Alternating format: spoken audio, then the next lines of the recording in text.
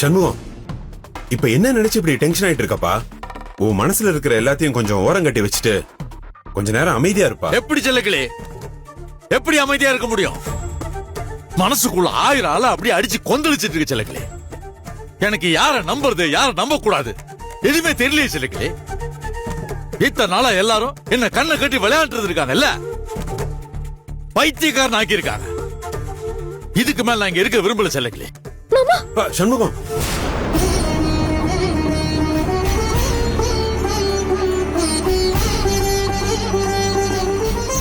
அண்ணா எங்க போறீங்க மாமா? எங்கேயோ போறேன், என்னமோ பண்ற, உங்களுக்கு என்ன? அப்பா என்னப்பா, ஏன் இப்படி பேசுறீங்க? என்கிட்ட எதையும் சொல்லாதவனுக்கு என்கிட்ட எந்த கேள்வி கேட்க அருகதை கிடையாது.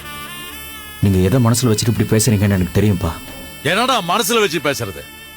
நேரடியாவே கேக்குறடா. ஏண்டா உன்னை பத்தி யார் யாரோ வந்து ஏதேதோ சொல்லிதான் நான் தெரிஞ்சுக்கணுமா? யாரு மேலடா தப்பு? என் மேல தப்பா இல்ல உன் மேல தப்பா? உன் மனசுல இருக்க விஷயத்தை கூட என்கிட்ட சொல்லக்கூடாத அளவுக்கு நான் உனக்கு சுதந்திரத்தை கொடுக்கலையா? அந்த அளவுக்கு தப்பான பணா போயிட்டேன்ல. அப்பா அப்படிலாம் இல்லப்பா. அந்த கமிஷனர் உன் கூட படிச்ச விஷயத்த ஏன்டா என்கிட்ட மறைச்ச?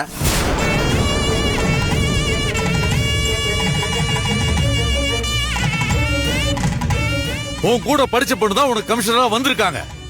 அவங்க தான் உன்னை டார்ச்சர் பண்ணிருக்காங்க.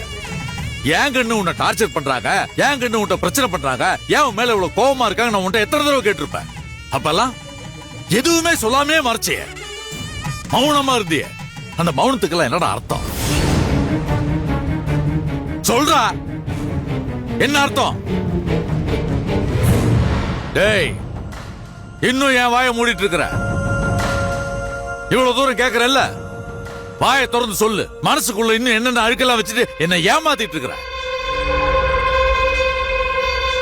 சொல்றா.